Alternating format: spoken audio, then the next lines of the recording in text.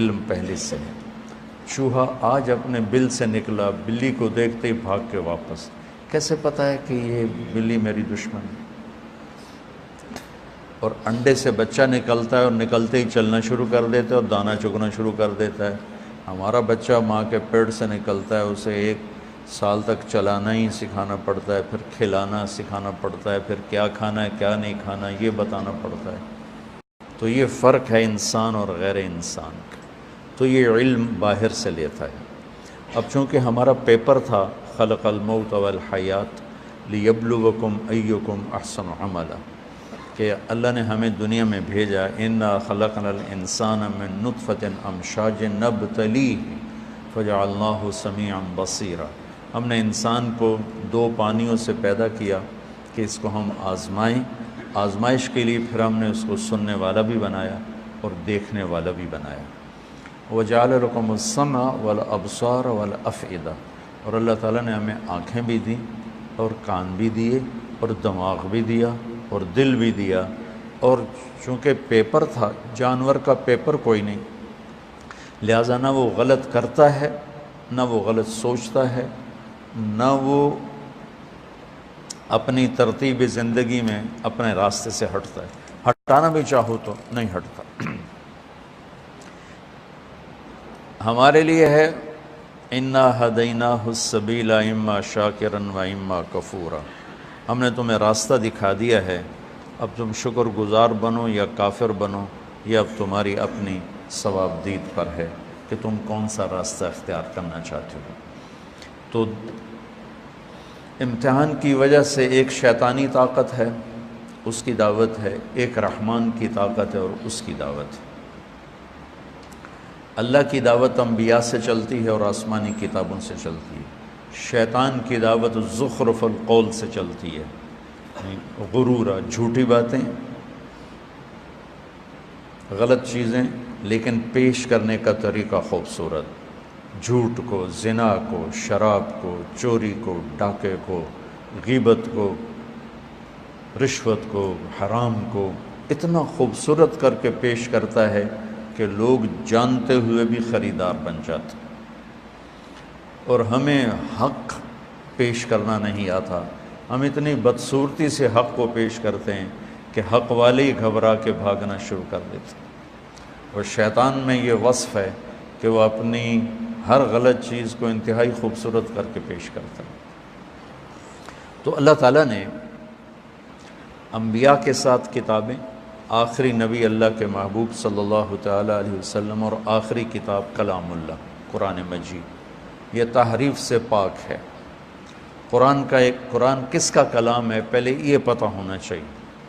قرآن کا تعارف قرآن کی زبانی جتنا سورہ شعراء میں ہے کہیں بھی نہیں، مختلف جگہ قرآن عربیا لقوم یعلمون انا انزلناہ فی لیلۃ القدر لا یاتیہ الباطل من بین یدیہ ولا من خلفہ تنزیل من حکیم حمید، یہ مختلف جگہ پر قرآن کا تعارف ہے۔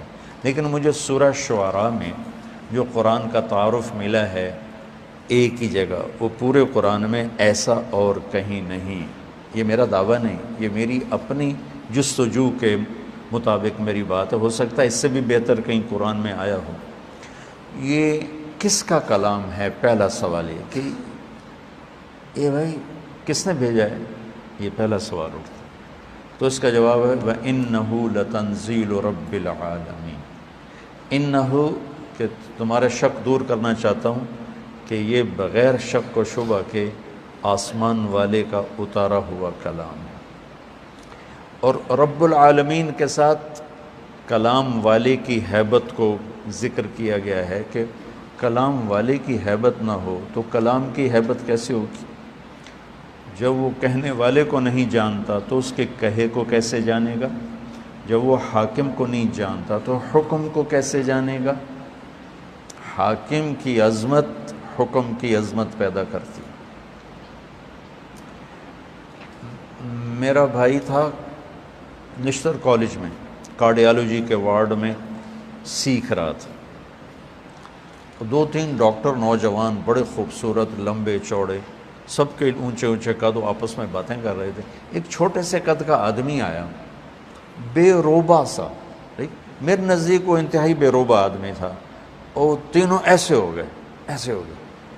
تو مجھے خیال آیا یہ ضرور ان کا ہیڈ آف دی ڈپارٹمنٹ، ورنہ ان تو ویک کے بندہ ویسے ہی آ کے تھپڑ مارا انہوں نے دل نہیں کرنا۔ تو جب وہ چلا گیا تو میں نے طاہر سے پوچھا یہ تمہارا ہیڈ آف دا ڈپارٹمنٹ؟ کہنے لگے ہاں۔ یہ ہے جو میں نہیں جانتا، تو میں کہہ رہا ہوں پتہ نہیں چپڑا سی کتوں اندر آ گیا۔ وہ جانتے ہیں تو وہ ہل گئے۔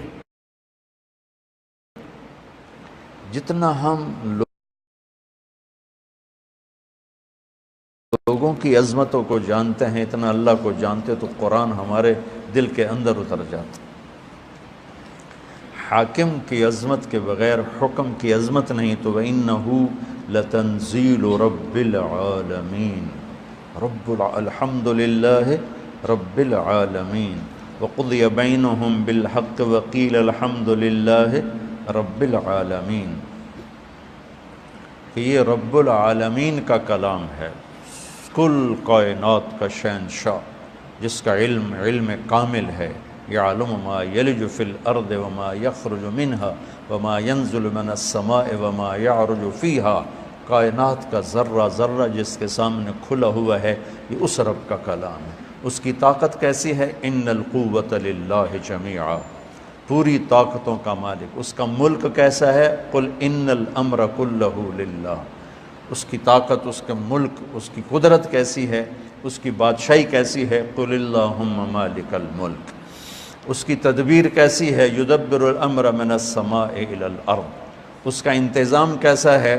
لا تاخذہ لا یؤودہ حفظہما، نظام چلاتا کیسے ہے؟ لا تاخذہ سنۃ ولا نوم، ہر ایک پر اس کی نظر کیسی ہے؟ لا یعزب عن ربک من مثقال ذرہ، اندھیرے میں اجالے میں کوئی فرق تو نہیں پڑتا؟ تو نہیں، سواء منکم من اسر القول ومن جہر بہ ومن هو مستخف باللیل وسارب بالنہار۔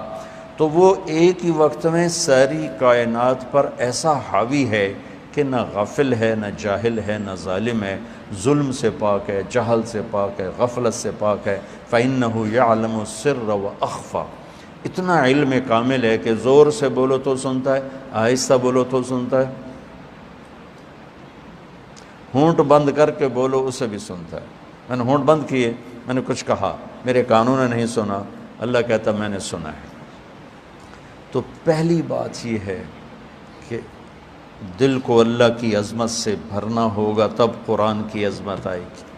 اور ہم تمہیں جیسے پڑھاتے ہیں وہ ہوتا ہے قانونی طریقہ، اصطلاحی طریقہ، تو وہ اللہ کی عظمت تو نہیں آتی، اللہ کی پہچان ہو جاتی ہے، عظمت نہیں آتی، اس لیے قرآن میں ہلاتا نہیں۔ میں نے جو عربی شروع کی تھی اس لیے کہ تم قرآن کے ساتھ جڑ جاؤ۔ اللہ کرے میرا یہ خواب میرے مرنے سے پہلے پورا ہو کہ میں ایک ایسی جماعت تیار کروں جن کے دل دماغ پر قرآن کی بادشاہی، جو تمام اکابر اسلام کی عزت احترام ہمارے اوپر فرض ہے، لیکن ہم قرآن سے جڑے ہوں اور اللہ کے محبوب سے جڑے ہوئے ہوں، کہ تمہارے اوپر سیرت کی چھاپ ہو، تم دیکھو تو سیرت کی نگاہ سے اور قرآن کی نگاہ سے، تم بولو تو قرآن اور سنت کے انداز سے، تم سوچو تو قرآن اور سیرت کے انداز سے۔ اس سے ابھی ہم بہت دور ہیں، ہم ذرا اکابر میں ہی پھنسے ہوئے ہیں، اس سے ابھی بہت دور ہیں۔ حاشا وکلا کوئی میری مراد اکابر اسلام سے کوئی برگشتہ کرنا نہیں ہے، ان کے ذریعے ہمیں ہدایت ملی ہے، لیکن بھائیو ابو حنیفہ جیسی ہستی کہتی ہیں کہ ہم رجال و نحن رجال، کہ جب آئے گی ابراہیم نخی پر اور حماد پر تو پھر ہم رجال و نحن رجال۔ اللہ کے نبی کی بات 100% لیں گے، صحابہ کی بات دیکھیں گے، جو اس میں راجح ہوگی وہ لیں گے، لیکن جب آئے گی بات طاؤس پر اور مکحول پر اور ابراہیم نخعی پر اور حماد پر تو پھر ہم رجال و نحن رجال۔ کیا خوبصورت بات، یہ نہیں کہ انہوں تکبراً کا، ان کا وہ بھی جستجو کریں گے، ہم بھی جستجو کریں گے۔ تو اللہ کی عظمت اللہ کے تذکروں سے زندہ ہوتی، پھر قرآن کی عظمت پیدا ہوگی۔ وَإِنَّهُ لَتَنزِيلُ رَبِّ الْعَالَمِينَ۔ یہ لایا کون ہے؟ اللہ تو آسمانوں پر ہے، نبی ہماری زمینوں پر ہیں، تو یہ کون لایا ہے؟ تو اس کا جواب ہے نزل بہ الروح الامین۔ کس کا کلام ہے؟ انہ لتنزیل رب العالمین۔ کون لایا ہے؟ نزل بہ الروح الامین، جبریل فرشتہ۔ کس کے پاس آیا ہے یہ کلام؟ کس کے پاس آیا ہے؟ علی قلبک، یہ ہمارے نبی پاک صلی اللہ علیہ وسلم کے دل پر اترا ہے۔ علی قلبک، آپ کے دل پر اترا ہے، پھر لفظ بن کر آپ کی زبان سے نکلا ہے۔ اللہ کا کلام الفاظ میں بند نہیں، اس کی کوئی تشبیہ نہیں۔ صرف بخاری شریف کی روایت سے آپ لوگ جب پڑھو گے بخاری تو مثل سلسلۃ الجرس، یا رسول اللہ آپ پہ وحی آتی ہے؟ آتی۔ کیسی ہوتی؟ کہ بس جیسے گھنٹی کی آواز ہو، ایسے ہوتی، گھنٹی کی آواز۔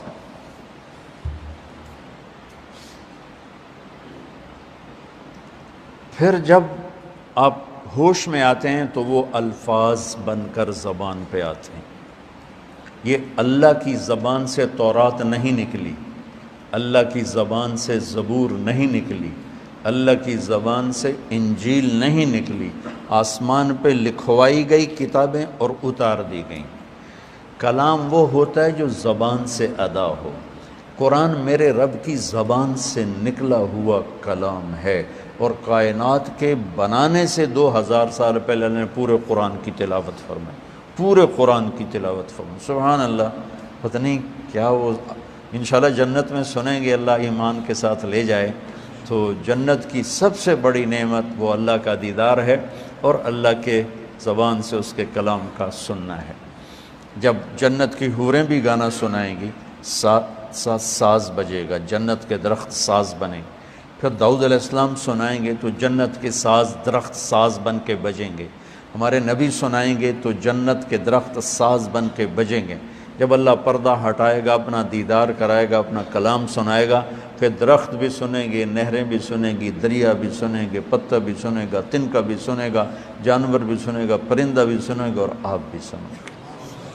ایمان والے بھی سنیں گے، ایمان والیاں بھی سنیں گی۔ تو اس میں ایسے گم ہوں گے کہ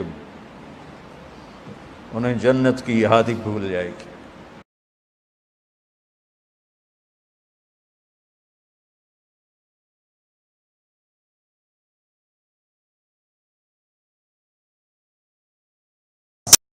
زبان سے نہیں نکلی،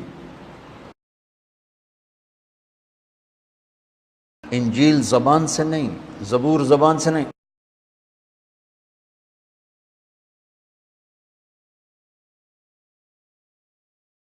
گئی، اس سے تو تبدیل ہو گئی اور وہ مٹ گئی۔ اگر وہ اللہ کی زبان سے نکلی ہوتی تو کبھی اللہ کے کلام کو بدلا نہیں جا سکتا۔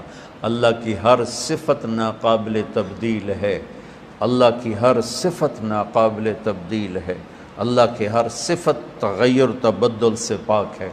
قرآن چونکہ اللہ کی زبان سے نکلا ہوا کلام ہے، اسے بدلنے کی لاکھوں کروڑوں کوششیں کی گئیں، کوئی کامیاب نہیں، کوئی ایک کوشش کامیاب نہیں کہ یہ میرے رب کا کلام ہے، علی قلبک، میرے نبی کے دل پر اترا ہے۔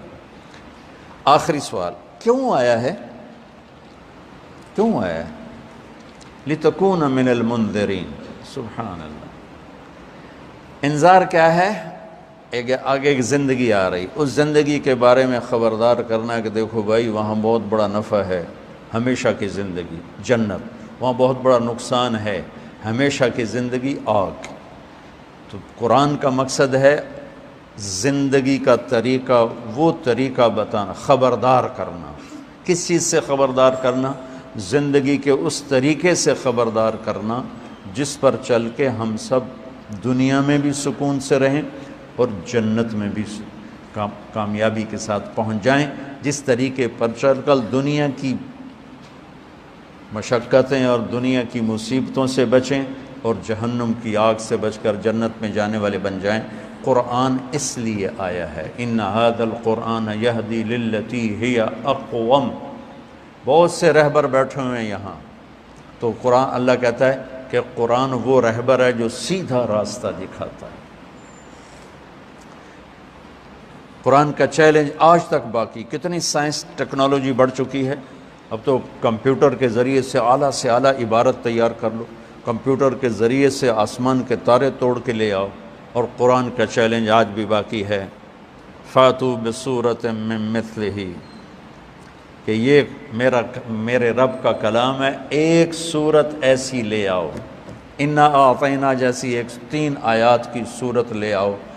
آج اتنے بڑے سورسز سائنس ٹیکنالوجی کے باوجود اس چیلنج کو کوئی نہیں توڑ سکتا. ہر چیلنج ٹوٹا ہے، ہر ریکارڈ ٹوٹا ہے، ہر ریکارڈ.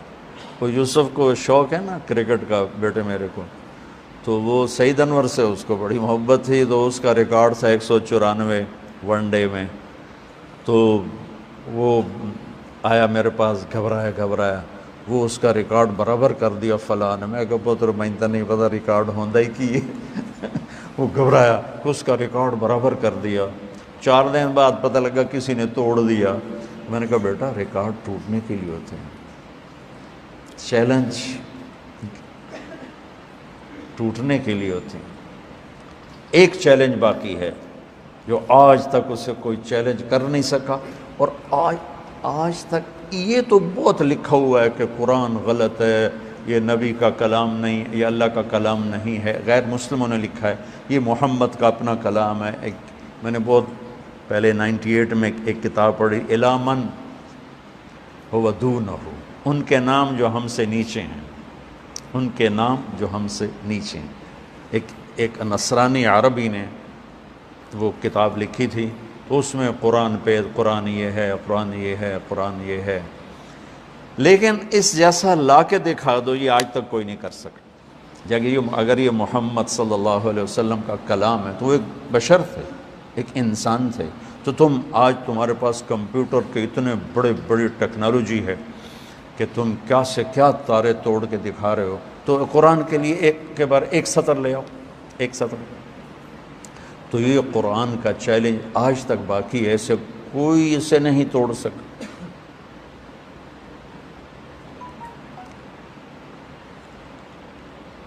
قرآن کی عظمت، اللہ کی عظمت کے بعد قرآن کیا کہتا ہے تو وہ سمجھ میں. شکر ہے درس قرآن کا رواج پڑا ہوا ہے، اور اللہ کے بندے بندیاں سنا رہے ہیں، اور اللہ کے بندے بندیاں سن رہے ہیں. بہت اچھی بات. کسی بھی نیکی کو چھوٹا نہیں سمجھنا چاہیے، اور کسی کی بھی مخلصانہ محنت کو حقیر نہیں سمجھنا چاہیے، اور کسی پر ایسے حقارت والی تنقید نہیں کرنی چاہیے. پتہ نہیں کس کو کہاں سے کیا ہدایت مل جائے. تو میرے اللہ کا نظام ہے، میرے اللہ کی بات. تو ایک سلسلہ چل رہا ہے، لوگ آ رہے ہیں، فائدہ بھی اٹھا رہے ہیں. پورا فائدہ کب ہوگا؟ جب اللہ کی ہیبت طاری ہوگی اور کلام کی ہیبت طاری ہوگی. پھر ایک دم دل دماغ جھکتے چلے جائیں گے. الف لام میم ذالک الکتاب لا ریب فیہ. یہ لا ریب فیہ بھی چیلنج ہے، آج تک اسے کوئی نہیں توڑ سکا کہ اس کتاب میں جو کچھ ہے اس کو چیلنج نہیں کیا جا سکتا. میرے بیان کو، میری کتاب کو، میری تصنیف کو میں خود ہی چیلنج کر دیتا ہوں. نہیں، جو میں نے پہلے لکھا تھا وہ غلط ہے، اب صحیح یہ ہے. جو میں نے پہلے کہا تھا وہ غلط ہے، اب صحیح ہے. میں خود اپنی بات کو توڑ دیتا ہوں. تو اوروں کو تو زیادہ طاقت ہے میری بات کو، میری کتاب کو توڑنے کی. لیکن قرآن کا چیلنج ہے لا ریب فیہ، آؤ اسے توڑ کے دکھاؤ، اس میں سے کوئی کچی بات نکال کے دکھاؤ. اور ریب کا ترجمہ کیا ہے؟ یہ نہیں، ہمارے پاس لفظ کوئی نہیں، اس لیے ہم شک اس کا ترجمہ کرتے ہیں. شک تو خود عربی کا لفظ، بل ہم فی شک منہا بل ہم منہا عمون. دماغی تردد، خلجان، بے چینی کے لیے 3 لفظ ہیں عربی میں. 3: شک، مریہ، ریب. یہ 3 لفظ ہیں. دماغ میں کوئی چیز اٹک گئی ہے، واضح نہیں ہو رہی، اس کے 3 درجے ہیں. ان 3 درجوں کے لیے 3 لفظ ہیں. شک جب انتہائی شدید کیفیت ہو، کچھ پتہ نہ چل رہا، اس کیفیت کو عربی میں شک کہتے ہیں. مدرسہ حسنین جانا ہے، وہاں چوک پہ کھڑے ہوئے ہیں، کوئی پتہ نہیں ادھر جانا ہے ادھر جانا ہے ادھر جانا ہے، اس کیفیت کو شک کہتے ہیں۔ اس سے نچلا درجہ ہے مریا۔ مریا کیا ہے کہ لگتا ہے یہ راستہ ہے لیکن یار ابھی کوئی پکا پتہ کوئی نہیں ہے۔ وہ کسی سے پوچھتا ہے یا خود دماغ میں ایک کیفیت پیدا ہوتی ہے، میرے خیال میں یہ جو راستہ جا رہا ہے نا، یہ میرے خیال میں حسنین مدرسے کو جا رہا ہے، لیکن ہو سکتا ہے یہ بھی ہو۔ تو دماغ کی پہلے کیفیت یہ تھی، یعنی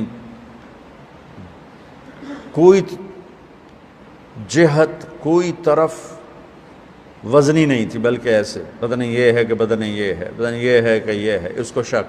اب یہ ہو گیا کہ یار یہ ہے راستہ، چلو پتہ کرتے ہیں۔ اس کیفیت کو کہتے ہیں مریا۔ کیا کہتے ہیں بولو؟ فلا تکن فی مریۃ من لقاء ربی، مریا قرآن نے استعمال کیا۔ تیسرا ہے لا ریب، ریب کیا ہے کہ وہاں جہاں سے ہم ادھر مڑتے ہیں وہاں آ کر وہ گاڑی کو بریک لگاتا ہے، یار حسنین کدھر ہے؟ ابھی یہ جملہ پورا نہیں کیا حسنین کدھر ہے کہ سامنے بورڈ نظر آ جاتا ہے، اوہ اوہ یہ میری کیفیت دیکھی، اوہ اوہ یہ ریب ہے وہ، اور وہ ریب گیا۔ ایک لمحے کے لیے جو شک پیدا ہوتا ہے، ایک لمحے کے لیے جو تردد پیدا ہوتا ہے، ایک لمحے کے لیے جو اوپر نیچے ذہن جاتا ہے اور فوراً ہی ٹھیک ہو جاتا ہے، فوراً کدھر ہے، ہاں وہ بورڈ نظر آ گیا، بورڈ نظر آ گیا۔ اس ادنا سے وقت میں خفیف سی شک کی کیفیت کو عربی میں ریب کہتے ہیں۔ کیا کہتے ہیں بولو؟ تو اب شک اس کا ترجمہ کیسے ہو سکتا ہے؟ لیکن اتنی لمبی تفصیل اردو میں کریں تو وقت تک ایک ہی لفظ پورا صفحہ لے جائے گا۔ تو یہ میں تمہیں قرآن کا حسن بتا رہا ہوں کہ میرا رب کہہ رہا ہے بے وقوفو، اس کتاب میں تو ریب بھی نہیں ہے، تو شک کہاں سے ڈھونڈتے ہو؟ ایک لمحے کا ہوتا، ایک لمحے یہ یا وہ، یہ ادھر جانا ہے ادھر جانا ہے، یار پتہ نہیں، میرے خیال میں ادھر جانا ہے پر پکا پتہ نہیں، ادھر جانا ہے ادھر جانا، وہ ادھر ہی جانا ہے، ادھر ہی جانا ہے۔ وہ اس ایک لمحے کے ہزارویں حصے کے کیفیت کو ریب کہتے ہیں۔ تو میرا رب لا ریب فیہ، سود حرام ہے لا ریب فیہ، شرک حرام ہے لا ریب فیہ، کفر ہلاکت ہے لا ریب فیہ، جھوٹے پہ لعنت ہے لا ریب فیہ، ظالم پر لعنت ہے لا ریب فیہ، زنا حرام ہے لا ریب فیہ، شراب حرام ہے لا ریب فیہ، نماز فرض ہے لا ریب فیہ، جنت موجود ہے لا ریب فیہ، جہنم موجود ہے لا ریب فیہ، زمین آسمان کا ایک ہی بنانے والا ہے لا ریب فیہ، محمد مصطفیٰ ان کے آخری رسول، ان کے بعد کوئی رسول نہیں، لا ریب فیہ، زمین آسمان کا خالق اللہ ہے لا ریب فیہ، مالک اللہ ہے لا ریب فیہ، رزق اللہ دیتا ہے لا ریب فیہ، موت اللہ لاتا ہے لا ریب فیہ، زندگی اللہ لاتا ہے لا ریب فیہ۔ اب اس کو پھیلاتے جاؤ، پورے قرآن پہ پھیلا دو، ایک لفظ کا یقین سیکھ لو، سارا قرآن سمجھ میں آئے گا۔ اب تم شکوک و شبہات سے بھرے ہوئے قرآن تمہیں ہدایت کیسے دے؟ تم سے مراد میں اور آپ، ہم ساری امت کا یہ حال، لا ریب، کیا خوبصورت، لا ریب فیہ، خیانت پہ لعنت لا ریب فیہ، سچائی کو شاباش لا ریب فیہ، انبیاء برحق ہیں لا ریب فیہ، روزہ فرض ہے لا ریب فیہ، زکوٰۃ فرض ہے لا ریب فیہ۔ ارے اگر پاکستان کے مالدار زکوٰۃ دیں تو اللہ کی قسم پورے پاکستان میں ایک غریب بھوکا نہیں سو سکتا۔ صرف فیصل آباد کے تاجر زکوٰۃ دینا شروع کر دیں تو پورے پنجاب میں کوئی بھوکا نہیں سوئے گا، اتنا مال ہے لوگوں کے پاس۔ لیکن قرآن نہیں جانتے. لا ریب فی، مال کی محبت نے پاگل کر دیا، دیوانہ کر دیا، اندھے ہو گئے. نہ کسی غریب کے آنسو نظر آتے ہیں، نہ کسی بڑھیا کی آہ سنائی دیتی ہے، نہ کسی کے چہرے کے غم کو پڑھ سکتے ہیں، نہ کسی کی فریاد ان کے دلوں کو پگھلا سکتی ہے، بلکہ اشد و قسوہ، وہ پتھر سے بھی زیادہ سخت ہیں کہ مال کی حرص و ہوس نے انہیں انسانیت سے نکال کر جانور بنا دیا. 2 ٹانگ پہ چلنے والا، بولنے والا ایک جانور ہے. جانور کو کیا پتہ رحم کیا ہوتا ہے، سخاوت کیا ہوتی ہے، ہمدردی کیا ہوتی ہے. شکر ہے اللہ کے نیک بندوں سے دنیا بھری ہوئی ہے. یہ مدارس چل رہے ہیں، یتیم خانے چل رہے ہیں، اللہ کا فضل ہے. لیکن وہ بہت تھوڑے لوگ. اگر سارے مالدار سخی ہوں، اور سخاوت کا ادنا درجہ زکوٰۃ ہے، زکوٰۃ دیتے ہوں تو کوئی غریب نہیں. پھر ہدی للمتقین، ہدن کیا متقین. MBBS کرنے کے لیے لازمی ہے کہ FSC پاس کی. FSC کے بغیر MBBS نہیں کر سکتے، انجینئرنگ نہیں کر سکتے. اور کلینک پر بیٹھنے کے لیے ضروری ہے کہ MBBS کیا ہوا ہو اور پریکٹس کی ہوئی ہو اور گورنمنٹ کی طرف سے اس کو اتھارٹی ملی ہوئی ہو، تب وہ اپنا کلینک بنا سکتا ہے. قرآن ہدایت ہے سب کے لیے نہیں. جس کے اندر تقوی ہے وہ اس سے فائدہ اٹھائے گا. ایک آدمی پڑھنا نہیں جانتا تو وہ کتاب سے کیا فائدہ اٹھائے گا؟ ایک آدمی کے پاس ابتدائی استعداد کوئی نہیں تو وہ ڈاکٹر کیسے بنے گا؟ وہ انجینئر کیسے بنے گا؟ وہ فزکس کی الف با نہیں جانتا ہے تو وہ سائنٹسٹ کیسے بنے گا؟ تو قرآن ہدایت ہے. ہدی للناس بھی کہا ہے، ہدی للمتقین بھی کہا ہے. ہدی للناس کا مطلب ہے پوری دنیا کے انسانوں کے لیے زندگی بتانے کا جو حق ہے صرف قرآن کو حاصل ہے. صرف قرآن بتائے گا زندگی کیسے گزارنی. پھر اس زندگی پر آئے گا کون، اس کو سمجھے گا کون، سمجھ کے عمل کرے گا کون؟ وہ تقوی والے. اچھا، ہدا کسے کہتے ہیں؟ ہدا جو سورج کی کرنوں سے چمکنے لگتی ہے اور دور سے نظر آتی ہے. ہدا، دور سے نظر آنے والی چٹان کو ہدا کہتے ہیں. عرب سمندری سفر سے بہت ڈرتے تھے کیونکہ ریگستان کے لوگ تھے. بنگالی ریگستان سے ڈرتا کیونکہ وہ پانی کا آدمی ہے.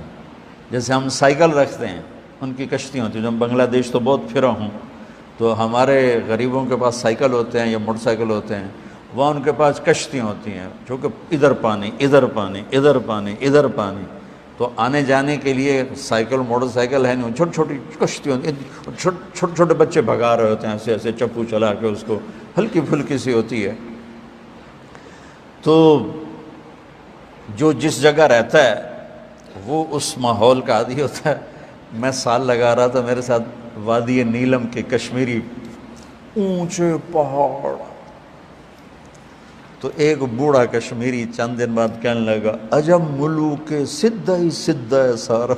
سمجھو، عجب ملوک سدھا ہی سدھا، یعنی میدان ہی میدان ہے، پہاڑی کوئی نہیں.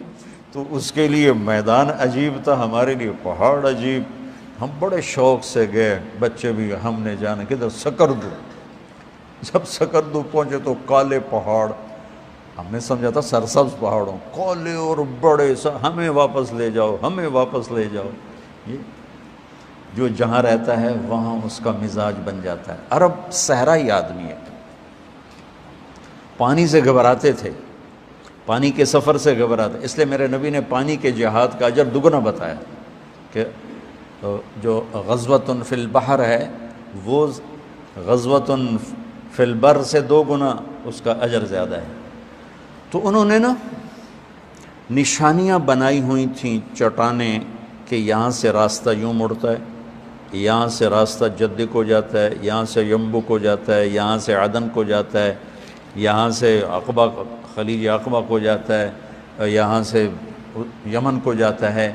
اس پہاڑی وہ چٹان پانی میں ابری ہوتی تھی، اس کو وہ ہدا کہتے تھے، اس کو وہ ہدا کہتے تھے۔ زمین کے سمندر میں ابری ہوئی چٹانوں کو ہدا کہتے ہیں، جو روشن ہوں، جن سے کشتیاں راستہ پکڑتی تھیں، منزل کی طرف متوجہ ہوتی تھیں۔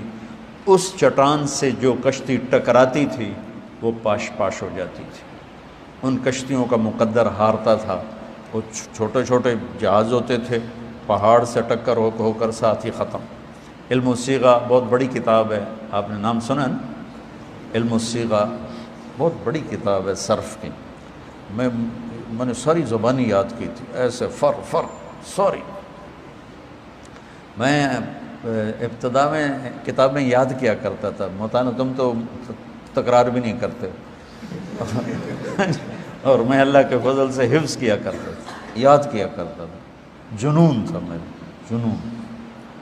علم الصیغہ کے جو مصنف تھے وہ تشریف لا رہے تھے حج کے لیے، تو عدن کے قریب ایک چٹان سے، پہاڑی سے ان کا جہاز ٹکرا کے پاش پاش ہو گیا، اور اسی میں ان کی شہادت ہوئی اور ان کا انتقال ہوا۔ تو ہدا اس چٹان کو کہتے ہیں جو ابھری ہوتی ہے اور سورج کی روشنی سے چمکنے لگتی ہے۔ تو قرآن اس زمانے کے سمندر میں انسانی کشتیوں کی وہ چٹان ہے جس سے انہیں راستہ ملتا ہے، جس سے انہیں روشنی ملتی ہے، جس سے انہیں منزل کا پتہ ملتا ہے۔ اور اس چٹان سے جو ٹکرائے گا، تاجر ہو، ذمہ دار ہو، فرعون ہو، حامان ہو، قارون ہو، بادشاہ ہو، وزیر ہو، فقیر ہو، ان سب کا مقدر ہلاکت۔ اور جو اس کو دیکھ کر اپنا راستہ متعین کرے گا وہ منزل تک پہنچ جائے گا۔ پانی کے سمندر میں پہاڑ نکلا ہوا، پہاڑ نکلی ہوئی چوٹی پہاڑ کی، وہ ہدا ہے اور راستہ دکھاتی ہے۔ زمانے کے سمندر میں انسانی کشتیوں کے لیے جو ابری ہوئی چٹان ہے وہ یہ قرآن ہے۔ ہدن، یہ ہدا ہے، ہدن للناس بھی ہے اور ہدن للمتقین بھی ہے۔ قربان سبحان اللہ۔ صراط اہدنا الصراط المستقیم صراط الذین انعمت علیہم غیر المغضوب علیہم ولا الضالین آمین۔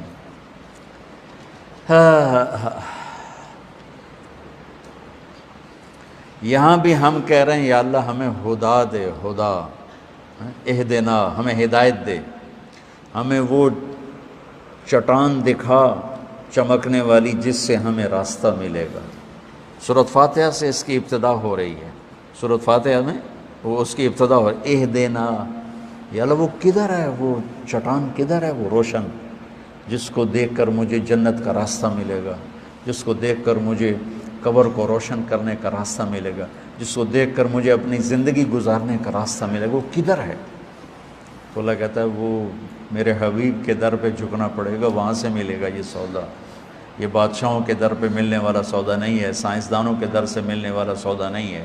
اہدنا، یا اللہ میں وہ چٹان دکھا۔ صراط، صراط راستے کو کہتے ہیں روشن، چوڑا راستہ، صراط چوڑا راستہ، مستقیم سیدھا راستہ، سیدھا راستہ۔ اور صراط تلوار کو بھی کہتے ہیں، تلوار جیسے چیز کو کاٹتی ہے، راستہ سفر کو کاٹتا ہے۔ تو ہمیں وہ روشن چٹان دکھا اور جانے کے لیے راستہ بھی سیدھا ہو اور چوڑا بھی ہو، کھلا بھی ہو۔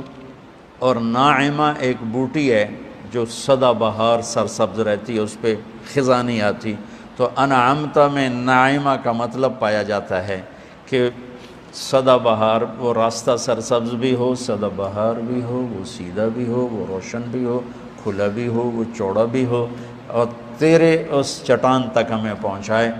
تو یہ سورۃ فاتحہ میں ہم نے پہلے دعا مانگ لی، اور وہ اس میں کھڈے نہ ہوں، اس میں موڑ نہ ہوں، اس میں زیادہ گھمن گھیریاں نہ ہوں کہ کہیں کوئی ہم پھسل جائیں، گر جائیں، اس میں پیٹرول پمپ بھی کوئی نہیں تو پھر ہم سفر کیسے کریں۔ تو غیر المغضوب علیہم ولا الضالین میں یہ اس تشبیہ کے ساتھ یوں جوڑو کہ وہ راستہ نہ ہو جس میں نہ روٹی ملے، نہ پانی ملے، نہ نسوار ملے، نسواری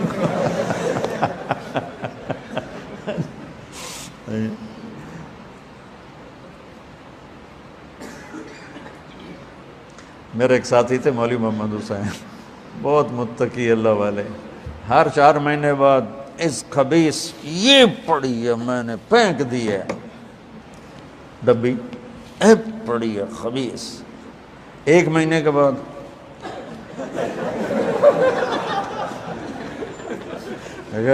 کیا کر رہے ہو؟ او یار نہیں چھوٹتی یار، کہا چلیے کون سی حرام ہے لگا رہا۔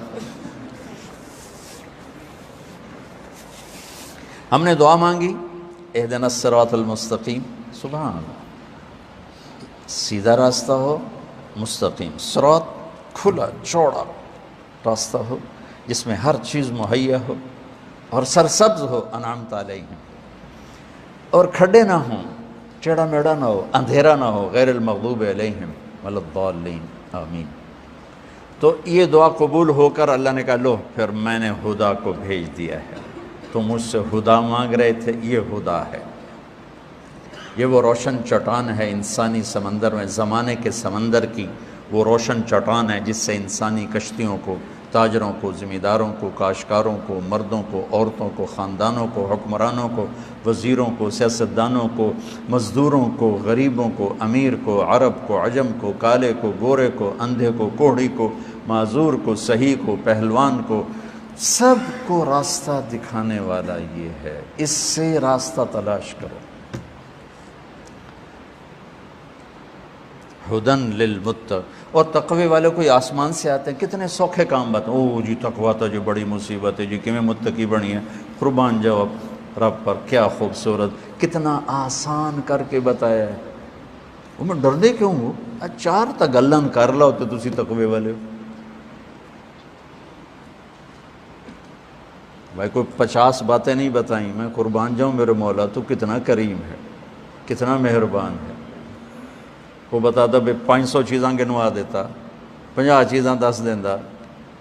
الذین یؤمنون بالغیب نمبر 1، ویقیمون الصلاۃ نمبر 2، ومما رزقناہم ینفقون نمبر 3، والذین یؤمنون بما انزل الیک وما انزل من قبلک، یہ ایک ہی ہے 4، وبالآخرۃ ہم یوقنون 5، ٹوٹل 5۔ تقوی اتنا، اور تسی تا جی بڑے تقوی والے ہو، اسی تا جی بڑے گناہگار ہیں، او بھائی آپ تو دیندار لوگ ہیں، ہم تو دنیا دار۔ یہ جو کلاسیفیکیشن ہے نا، دیندار دنیا دار، اس نے بڑی تباہی پھیلائی ہے ذہنی۔ ہم اللہ کے فضل سے دیندار ہیں، یہ لوگ تکبر کا شکار ہے، عام طور پر 5 انگلیاں برابر نہیں، یہ اپنے آپ کو دیندار سمجھنے والے نیکی کے تکبر کا شکار ہیں، نیکی کے تکبر کا شکار۔ پردے کرنے والی عورت بے پرد کو حقارت سے دیکھتی، داڑھی رکھنے والا بغیر داڑھی والے کو حقارت سے دیکھتا ہے، نماز پڑھنے والا بے نمازی کو حقارت سے دیکھتا ہے، حلال کمانے والا حرام کمانے والے کو حقارت سے دیکھتا ہے۔ دیندار ہیں جی، یہ نقصان ہے دینداری کے لیبل لگانے سے۔ اور ہم تو جی دنیا دار لوگ ہیں، آپ دیندار ہیں، دنیا دار کہہ کر ہر حرام کو حلال کر دیا جی، ہم تو دنیا دار، زنا کیوں کرتے ہو؟ ہم دنیا دار، شراب کیوں پیتے ہو؟ دنیا دار ہیں، سود کیوں کھاتے ہو؟ دنیا دار ہیں، جھوٹ کیوں بولتے ہو؟ دنیا دار ہیں۔ یہ کیا ظلم و ستم، رشوت کیوں لیتے ہو؟ دنیا دار، کھوٹ کیوں کرتے ہو؟ دنیا دار۔ دیندار دنیا، یہ دونوں چیزیں غلط ہیں۔ ہر مسلمان دیندار بھی ہے، دنیا دار بھی ہے۔ جو کلمہ پڑھتا ہے وہ دیندار ہے، اور جو دنیا میں رہتا ہے وہ دنیا دار ہے۔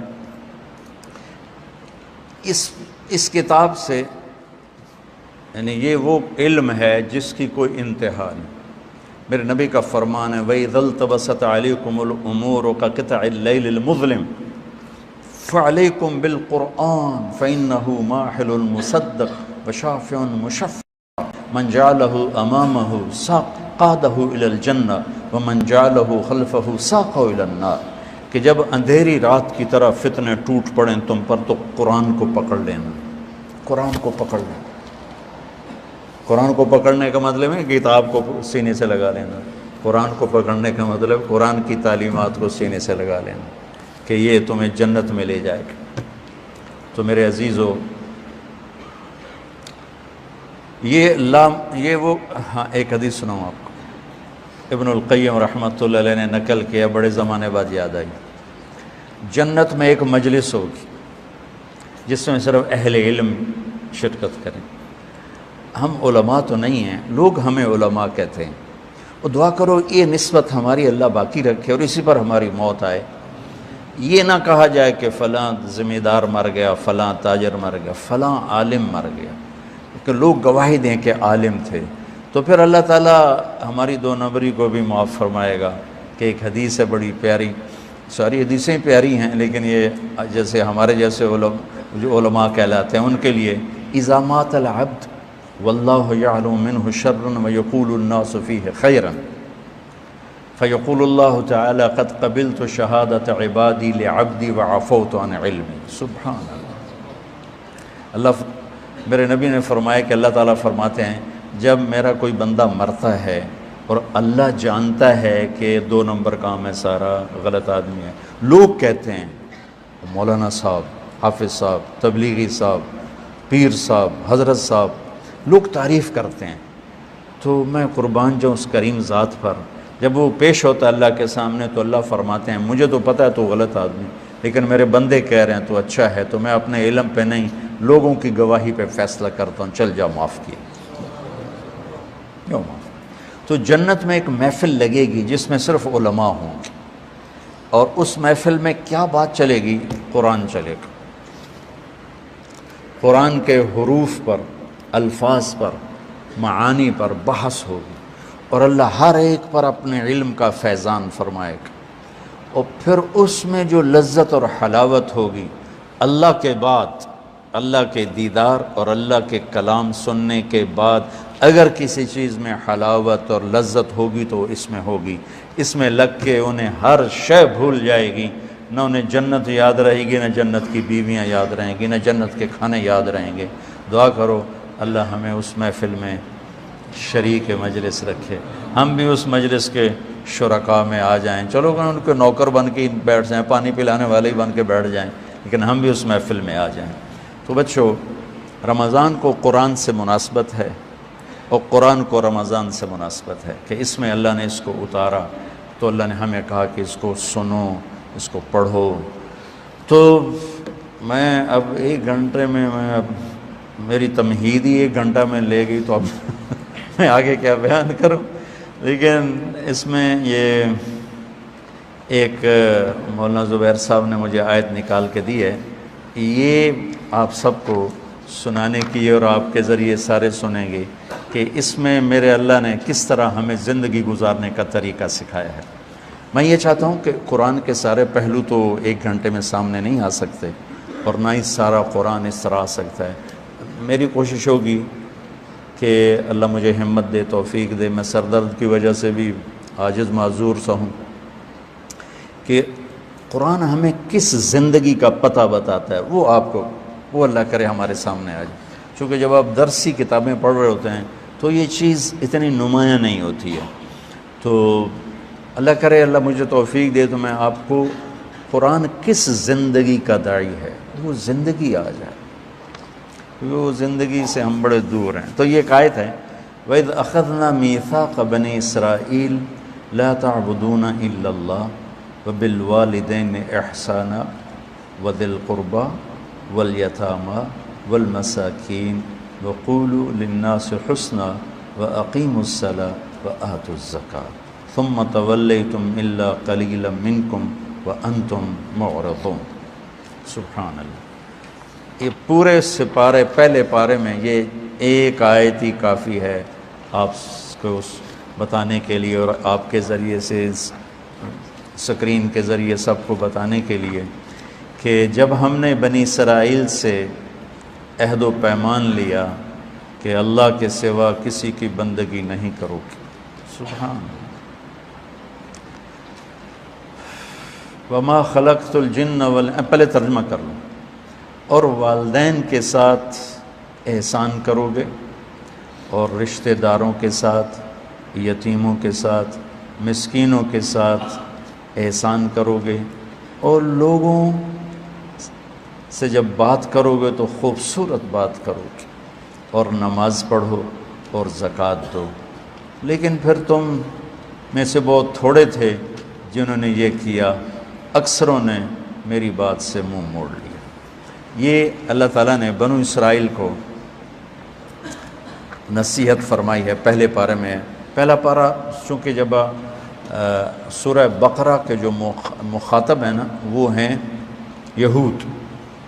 یہودی، جب آپ مکے میں مدینہ میں تشریف لائے ہیں تو سورۃ بقرہ وہاں اترنا شروع ہوئی، اور سورہ بقرہ ساری بنو اسرائیل کے گرد گھومتی، اور سورہ آل عمران نصارہ کا وفد آیا تھا، تو سورہ آل عمران میں نصارہ کو، عیسائیوں کو دعوت، سورہ بقرہ میں بنی اسرائیل کا ذکر ہے اور یہودیوں کو دعوت، اور آل عمران میں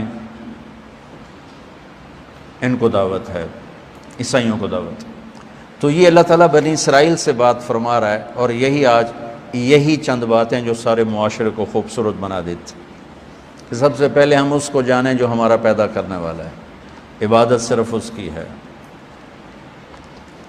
وہ کیا ہے؟ وہ اللہ، لا تعبدون الا اللہ وما خلقت الجن والانس الا لیعبدون یا ایھا الناس اعبدوا ربکم الذی خلقکم والذین من قبلکم لعلکم تتقون۔ یہ پہلے دوسرے کے تیسرے رکوع میں یہ آیت آ جاتی ہے کہ اے لوگو اس رب کی بندگی کرو۔ عبادت سے مراد عام طور پہ نماز لے لیتے ہیں ہم۔ عبادت ایک وظیفہ ہے، ایک نوکری ہے۔ نوکری سے اس کی ہم وہ تشبیہ دے کر سمجھ سکتے ہیں کہ جیسے ایک نوکر ہوتا ہے 8 گھنٹے کے لیے وہ اپنی مرضی چھوڑ دیتا ہے، 10 گھنٹے، کسی کی ڈیوٹی 12 گھنٹے، 10 گھنٹے، 12 گھنٹے، 8 گھنٹے۔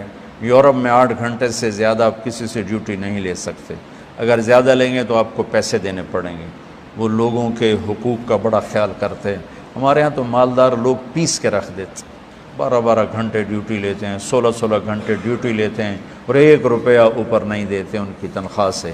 تو بیچارے غربت ہے، لوگ تھوڑے پیسوں پر بھی کام کرنے کے لیے تیار ہو جاتے ہیں، لیکن میرے نبی کا فرمان ہے جس نے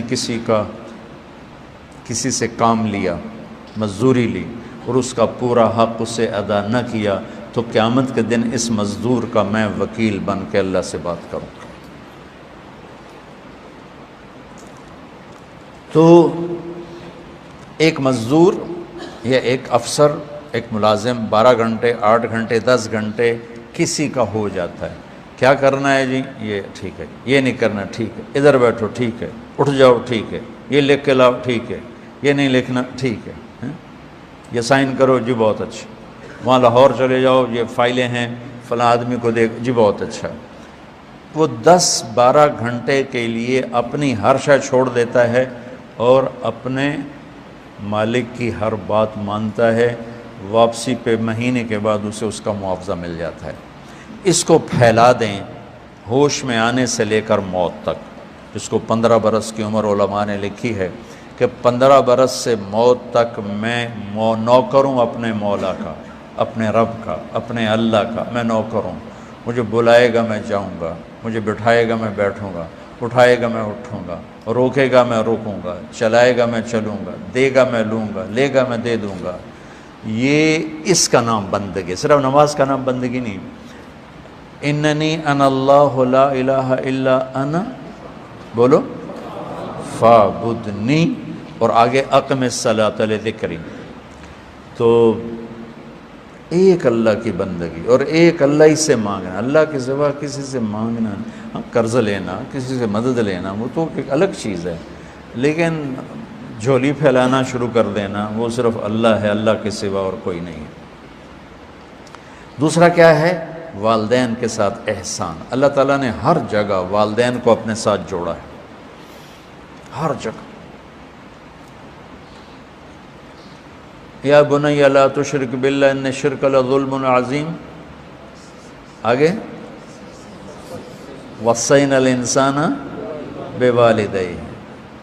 ساتھ ہی والدین کو اللہ لے آئے، جہاں اللہ وَقَضَىٰ رَبُّكَ أَلَّا تَعْبُدُوا إِلَّا إِيَّاهُ وَبِالْوَالِدَيْنِ آپ یہ چیپٹر پڑھتے نہیں، والدین کتنی بڑی دولت ہیں، کتنی بڑی نعمت ہیں۔ میں نے ایک دفعہ اپنے استاد جی سے کہا، میں نے کہا استاد جی آپ نے ہمیں تبلیغ سکھائی، آپ کا احسان ہے، آپ نے ہمیں علم سکھایا، آپ کا احسان ہے، آپ نے ہمیں ایک راستہ دیا، یہ آپ کا احسان ہے، لیکن آپ نے ہمیں زندگی نہیں سکھائی، معاشرت نہیں سکھائی کہ ہم نے گھر میں کیسے رہنا ہے، تو ہم ایسے جانور بن کے گھر میں سلوک کرتے رہے۔ تو دو استاد بیٹھے تھے، مولانا احسان صاحب، مولانا عبد الرحمن صاحب۔ مولانا احسان صاحب تو رونے لگے، کہنے لگے بہت دیر بعد تو نے بتایا۔ میں نے کہا مجھے جب سمجھ میں آیا اسی وقت میں نے بتایا۔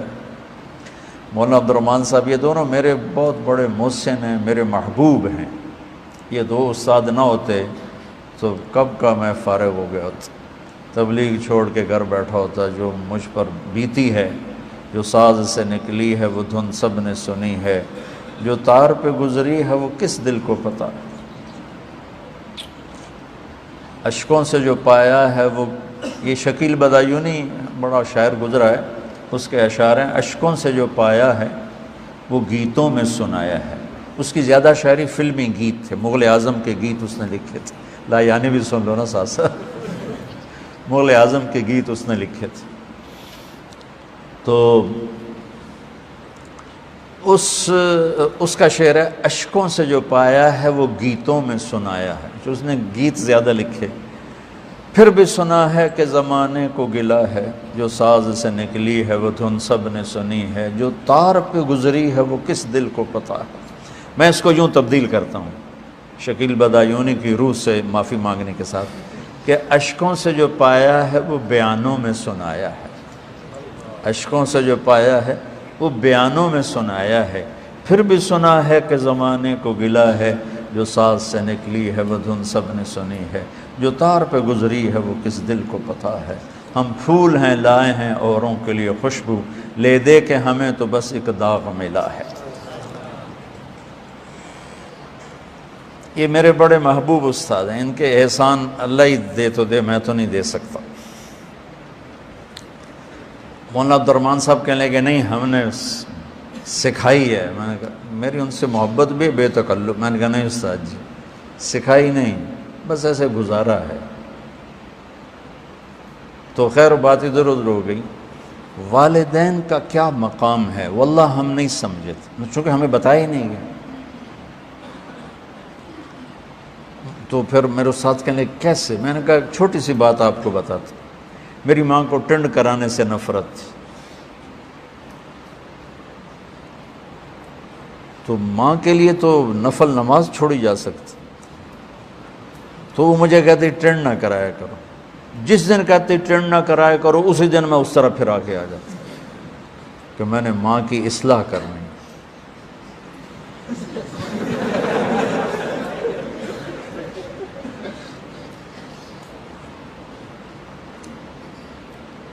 میری بیوی وہ میرے منتیں کرتے کہ ٹرین نہیں کرانی، جس دن کہتے میں ٹرین کراتا۔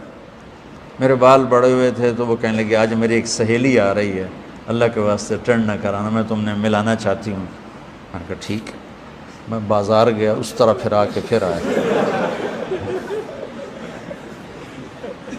اب یہ میں اپنی بیوی کی اصلاح کر رہا ہوں۔ تم چونکہ مولوی بن رہے ہو نا، جب تمہاری شادیاں ہوں گی تمہیں شیطان پٹی پڑھائے گا میں نے بیوی کی اصلاح کرنی۔ بیوی کی اصلاح نہیں کرتی، بیوی سے عشق کیا جاتا ہے۔ ہاں بڑی سبحان اللہ نکلی۔ پیار کیا جاتا ہے، پیار سے ہر اصلاح ہو جاتی۔ تم فتوے سے گھر چلاؤ گے تو برباد ہو جاؤ گے، محبت سے گھر چلاؤ ہمیشہ آباد رہے گا۔ اس سے بڑھ کر کون ہے تمہاری عزت کی حقدار جو ایک بول پر تمہیں عزت دے دیتی ہے، تمہارے حوالے اپنی عزت کر دیتی، پھر تم اسے گالیاں دیتے ہو، اس کے ماں باپ کو کوستے ہو، اسے ذلیل کرتے ہو، اسے خوار کرتے ہو، اور یہ بڑا مرد ہے جو بیوی کو دبا کے رکھے۔ لعنت ہے اس سوچ پر۔ میرے نبی نے فرمایا کمینے لوگ عورتوں پہ غالب آتے ہیں اور عزت دار شریف لوگوں پہ بیویاں غالب آتی ہیں۔ میں عزت دار شریف بن کے رہنا چاہتا ہوں، چاہے میں مغلوب ہو جاؤں، میں کمینہ بن کے نہیں رہنا چاہتا کہ بیوی کو دبا کے رکھوں۔ یغلبن الکریم ویغلبہن اللئیم لأن اکون کریما مغلوبا احب الی من ان اکون لئیم غالبا لئیما۔ تو میں الفاظ بھی سنا دی۔ تو والدین بہت بڑا، میرے نبی نے کیا کہا تھا، کاش میری ماں زندہ ہوتی تو میں کیا کرتا۔ میں سورۃ فاتحہ پڑھ رہا تھا اور ادھر سے آواز آتی بیٹا محمد، تو میں ماں کے لیے نماز چھوڑ دیتا۔ سبحان اللہ۔ تو آپ بچے پڑھتے نہیں ہو ماں باپ کا مقام کیا ہے، تمہارے ہیں قیمتی جانو۔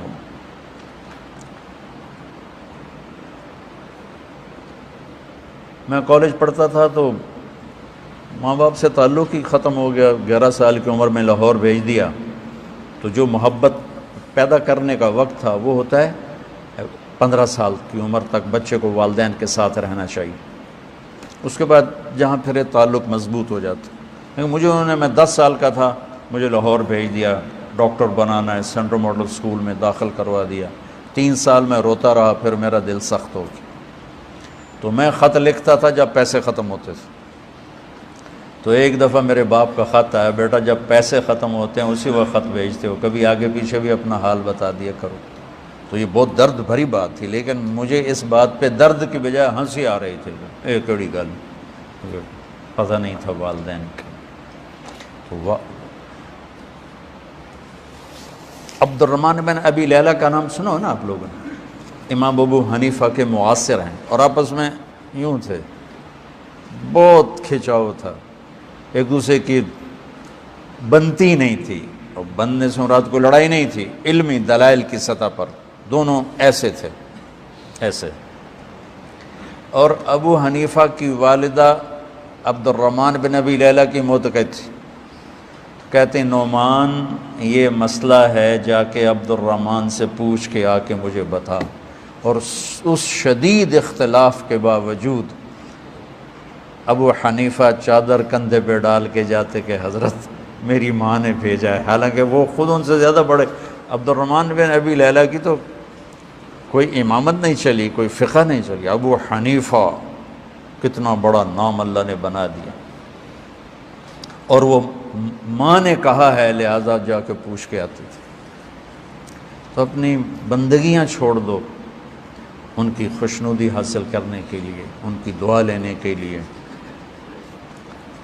وبالوالدین احسانا، جب تھوڑا وقت ہوتا ہے ماں باپ کا اکٹھا، تو چلے جاتے ہیں تو پھر روتے رہو گے زندگی بھر، چیز واپس نہیں آئے گی وہ۔ تو میں اپنے باپ کی جسمانی خدمت کرتا تھا، لیکن میرا تعلق نہیں بن سکا۔ وہ 11 سال کی عمر میں جو باہر نکالا نا، 10 سال کی عمر میں، تو وہ چیز نہیں پیدا ہوئی۔ تو میں آپ کو بتا رہا ہوں، مجھے پوری علمی زندگی میں ایک سبق بھی یاد نہیں ہے کہ ہمارے کسی استاد نے ہمیں ماں باپ کی عظمت بتائی ہو۔ بس تبلیغ تبلیغ تبلیغ، کہ میں تمہیں بیلنس کر کے بتا رہا ہوں، تبلیغ بھی بتا رہا ہوں، اور اللہ نے جو کہا ہے بالوالدین احسان، کہ والدین کے ساتھ احسان کسے کہتے ہیں؟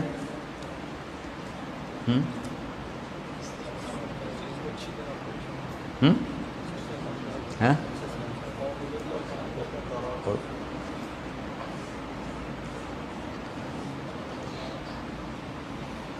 کسی چیز کو اس کی خوبصورتی کی انتہا تک پہنچانا، کسی چیز کو کام کر رہے ہو، چیز بنا رہے ہو، عمل کر رہے ہو، کسی بھی چیز کو اس کے حسن کی آخری حد تک پہنچانا کہ دیکھنے والا کہے کہ بس اس سے زیادہ حسین تو اب نہیں ہو سکتا، اسے احسان کہتے ہیں۔ تو اللہ تعالیٰ کہہ رہا والدین کے ساتھ کہہ رہا ہے احسان کرو، رشتہ داروں کے ساتھ کرو، یتیموں کے ساتھ کرو، مسکینوں کے ساتھ کرو، اور لوگوں کے ساتھ اچھی بات کرو، لوگوں سے میٹھا بول بولو، معافی کے ساتھ۔ مولوی میٹھا بول نہیں جانتا، انہیں کریلے زیادہ کھاتے ہیں پتہ نہیں، کوڑے ہی ہیں سارے مولوی کوڑے، این صرف ہاتھ لاون دی دیر ہے، کلاشنکوف کی چل دی ہے جو انہوں دی زبان چل، لیکن پانچوں انگلیاں برابر نہیں ہیں ماشاءاللہ ماشاءاللہ۔ ہر مکتب فکر میں، ہر مکتب فکر میں بہت صالح، بہت اچھی میٹھی بات کرنے والے لوگ ہیں، لیکن زیادہ وہی کام ہے، بے لگتا کریلے روز کھاندے ہیں، کریلا کوڑا ہوتا ہے نا، مزاج بھی کوڑا ہو جاتا ہے۔ تو میں آپ بچوں سے چاہتا ہوں تم کڑوے مولوی نہ بنو، تم میٹھے مولوی بنو۔ وہ مجھ سے ایک تاجر نے پوچھا تھا نا کہ جی مدرسے کے لڑکے غصے والے ہوتے، کالج کے لڑکے اتنے غصے والے نہیں ہوتے۔ میں نے کہا ان کا پہلا سبق زاربا زاربا ہوتا ہے، ماری جاؤ تو کٹی جاؤ۔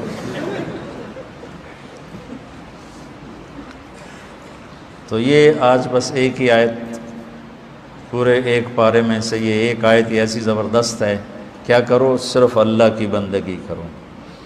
فرائض کے بعد 24 گھنٹے اللہ کیا چاہتا ہے؟ تو 3 باتیں کر لو۔ ایک ہمیشہ سچ بولو، ایک ہمیشہ دیانتداری سے کام کرو، ایک کسی پر زیادتی نہ کرو، تو 24 گھنٹے کی زندگی تمہاری عبادت ہو جائے گی۔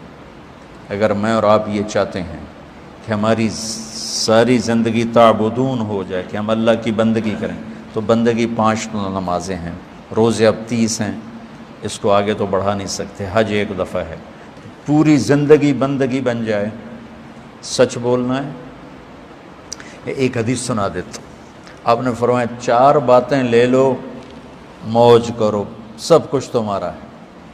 4 اذا كانت فیک لا يضرك ما فاتك من الدنيا۔ 4 باتیں اگر تمہارے پاس ہیں تو موج کرو، کوئی شے کی کمی نہیں۔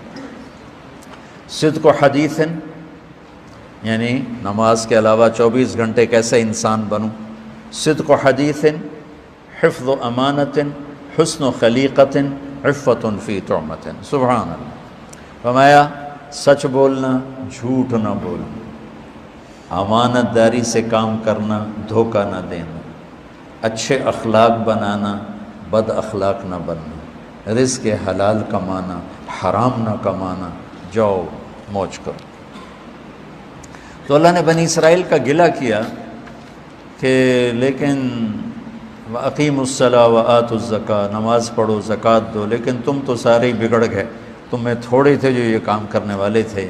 تو اس آیت میں اللہ کی بندگی کی 2 شکلیں، نماز، زکوٰۃ، اور اس کے بعد والدین، پھر یتیم، پھر رشتہ دار، پھر مسکین، پھر لوگوں سے میٹھا بول۔